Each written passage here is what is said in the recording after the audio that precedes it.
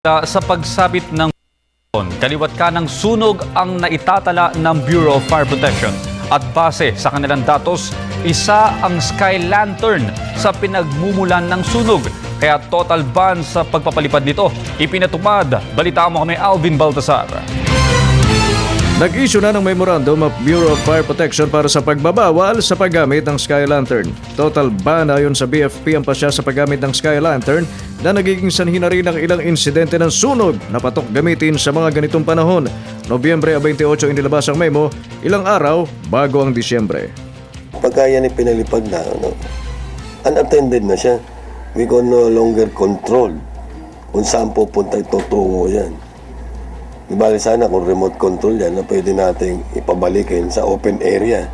Pag bumagsak yan, mapapansin natin, lalo na dun sa mga area kung sa bubong o whatever, bodega, o kagaya sa mga nipahat, talagang madaling masunog yung mga structure na yan. Sinabi ni Miranda na nakapagbigay na rin sila ng abiso sa iba't ibang event organizer hinggil sa ipinalabas na memorandum. Pinadaan niya ito sa mga lokal na pamahalaan kaya tiyak umanong may abiso na sa mga kinauukulan ang pagpapatupad ng nabanggit na pagbabawal.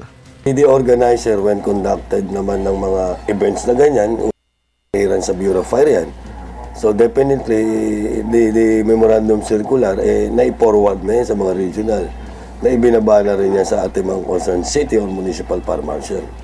Maagang nag-full alert ang Bureau of Fire na sa kasalukuyan ay patuloy na nagpapaalala sa publiko na iobserba ang mga kailangang pag-iingat upang makaiwas sa sunog.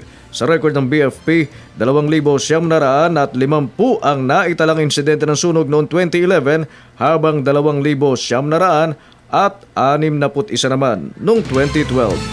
Para sa Telebisyon ng Bayan, Alvin Baltasar.